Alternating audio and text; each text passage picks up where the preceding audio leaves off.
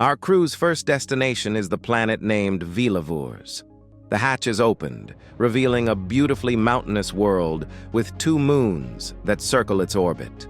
A great roar bellows out in the sky, causing them all to look up and see large flying dragon-type creatures in the air. They press on, eventually finding themselves within a forest filled with a multitude of fruit-bearing trees. Kanata and Luca discover plants that have protruding parts resembling swords and spears.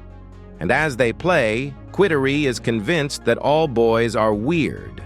She decides to investigate the fauna around them, only to find herself launched into the air upon touching one.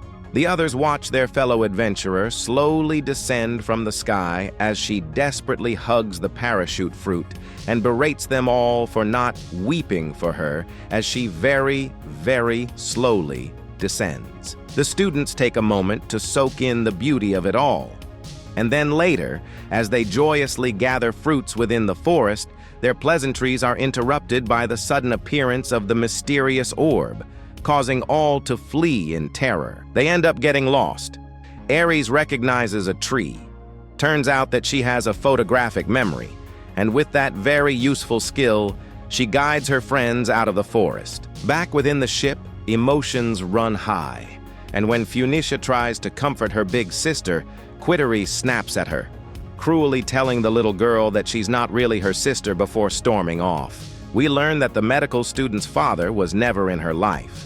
Her mother, a famous doctor, was never home and barely paid attention to her, only to one day suddenly declare that her close friend died in an accident. She adopted her daughter and then unceremoniously passed Funicia's care unto Quittery. While searching for Quittery, they lose sight of Funicia. The little girl climbed one of the flat-headed trees, only for it to sprout up into the air. One of the flying creatures makes a beeline towards the little girl, compelling Kanata into action. He leaps onto the first tree, then the next, and as he prepares to take the final jump, the flying creature grabs hold of Funisha. He grabs a spear-looking branch and launches it, striking the creature squarely.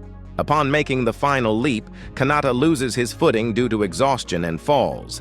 And as he plummets, a parachute fruit bumps into him. Turns out that Quittery had rushed down and activated every one of these fruits in the area, allowing the pair to snatch one and safely descend. Quittery grabs hold of Funicia and begs her for forgiveness, finally realizing what she could have lost and how much she actually loves her little sister. And as the episode comes to an end and most have a well-deserved rest, Zack pulls Kanata aside, informing him that a circuit board has been damaged and he believes they may have a saboteur amongst them.